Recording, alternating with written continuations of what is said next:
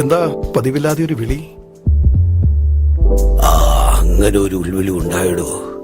ഇനി അതേ നാളൊന്നും ജീവിച്ചിരിക്കാൻ പോകുന്നില്ല. അതിന് എന്റെ ഭാരിച്ച സ്വത്തുക്കളെല്ലാം തനിക്കറിയാവുന്നതാണല്ലോടോ. പെട്രോൾ പമ്പുകൾ, സിനിമാ തിയേറ്ററുകൾ, പൂളുകൾ, മാളുകൾ എന്തെല്ലാം ഉണ്ട്. ഇതെല്ലാം ഞാൻ കഷ്ടപ്പെട്ടുണ്ടാക്കിയതാണോ വക്കീലെ? ഇതൊന്നും എന്റെ മക്കൾക്ക് ആവശ്യമില്ല എന്ന് താങ്കളോട് പറഞ്ഞോ? എന്തിനു പറയുന്നു?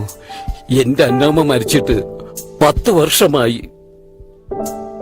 എത്ര രാത്രി എന്റെ മക്കൾ എന്നോടത്തുണ്ടായിരുന്നു. അതെ, അതൊക്കെ അവരുടെ തിരക്കുകൊണ്ടല്ലേ എന്ന് കരുതി നിങ്ങളുടെ സമ്പാദ്യമൊക്കെ അവിടെ നല്ലതാകുമോ? എടാ എന്തോ ആ മുദ്രപത്രം ഞാൻ എടുത്തേ.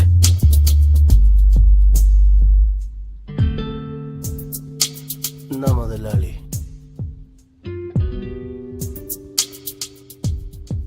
അപ്പോ അത് ശരി, താങ്കൾ എല്ലാം ശരിയാക്കി വെച്ചിരിക്കുക അല്ലേ? ചുമ്മല്ലടോ, വക്കീൽ ഫീസ് തന്നിട്ടല്ലേ. അല്ലാതെ പറ്റില്ലല്ലോ. ഞാൻ പറയും പോലെ താനങ്ങോട്ട് എഴുതുക. എസ്റ്റേറ്റും ബംഗ്ലാവും മറ്റും നമ്മളെ തളത്തിലച്ഛന്റെ ആശ്രമത്തിലേക്കാണ്. തിയേറ്ററും പെട്രോൾ പമ്പും എന്റെ പെൺമക്കൾക്കും കൊച്ചുമക്കൾക്കും കൂടിയാണ്. നിനക്കൊല്ലം വേണോടാ വക്കീലെ? എന്റെ കാലശേഷം യവനെ ആശ്രമത്തിലേക്ക് ഏറ്റെടുക്കണം. അതെ, അത്രയ്ക്ക് അങ്ങോട്ട് വേണോ? വേണം വക്കീലെ. താൻ ഞാൻ പറയുമ്പോൾ അങ്ങോട്ട് കേട്ടാ മതി.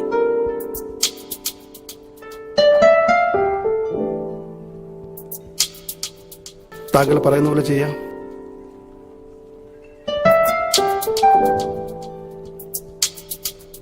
തന്റെ ഫീസ് അവിടെ എത്തിയിരിക്കും, ഒട്ടും കുറയില്ല. അത് പിന്നെ എനിക്കറിയില്ലേ. എന്റെ ഫീസ് കൃത്യമായിട്ട് അവിടെ എത്തുന്ന എനിക്കറിയാം. പിന്നെ ഞാനെന്തിനാ ഭയപ്പെടുന്നേ? ശരി, ഞാൻ ഇറങ്ങട്ടെ. ഇപ്പോഴും എപ്പോഴും സ്തുതിയായിരിക്കട്ടെ. മുതലാളി എന്തി മാമച്ച, എന്ത് പറ്റിയോടൂ? കഴിഞ്ഞ ആഴ്ച മേടയിൽ വന്നപ്പോൾ ഒന്നുമില്ലായിരുന്നല്ലോ. ഇപ്പോൾ എന്ത് പറ്റി തനിക്ക്? ഒന്നും പറയണ്ട അച്ചോ, ഇനി അധികം നാളൊന്നുമില്ല. വല്ലാത്തൊരു ക്ഷീണം. അച്ചോ, അന്തു മക്കളോടൊക്കെ പറഞ്ഞോ? പറഞ്ഞു വെച്ചോ, ആർക്കും ഉടനെ വരാൻ പറ്റില്ലെന്നാ പറയുന്നത്. അങ്ങനെ പറഞ്ഞാൽ പറ്റില്ലല്ലോ. ഞാൻ പള്ളിയിൽ നിന്ന് ജീപ്പ് അയക്കാം, അവൾക്ക് ആശുപത്രിയിൽ കൊണ്ടുപോകാം. ഒന്നും വേണ്ട അച്ചോ.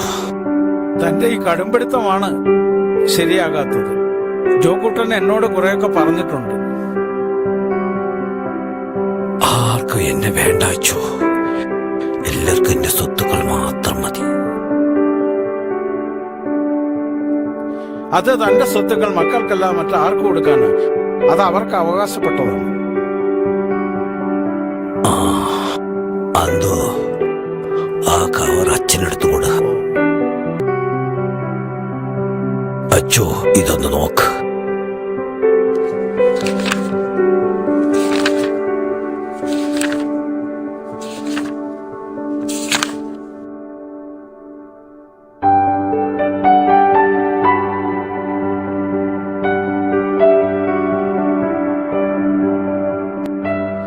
എന്തായാലും താൻ മക്കളോട് ഇത്രയും കടുങ്കൈ വേണ്ടായിരുന്നു. ആശ്രമത്തിന് സ്വത്തുക്കൾ തരുന്നത് നല്ലത് തന്നെ. പക്ഷേ ഞാൻ ജോക്കുട്ടനോട് എന്ത് സമാധാനം പറയും? ജോക്കുട്ടൻ വിചാരിക്കും ഞാൻ അടുത്തിരുന്ന് എല്ലാം പറ്റിച്ചു വാങ്ങിക്കൊണ്ടുപോകും. അച്ചോ, ഞാനിതിപ്പോൾ തരുന്നില്ല. എന്റെ കാലശേഷം ഇത് അച്ഛന്റെ കയ്യിൽ കിട്ടും. അപ്പോൾ അച്ഛൻ അതിന്റെ രീതിയിൽ ചെയ്തോണ്ടാ മതി. അച്ചോ, പിന്നെ ഒരു കാര്യം, ഇവനെ കൂടി അച്ഛൻ ഏറ്റെടുക്കണം. ഇവൻ ആരുമില്ലാത്തവനാണ്. ഇത്രയും നാള് എന്നെ സേവിച്ച് നടന്നിട്ടുള്ളവനാണ്. അവനെ കൂടി അച്ഛൻ നോക്കണം. അച്ഛന്റെ ഒരു കർത്തവ്യമാണ്.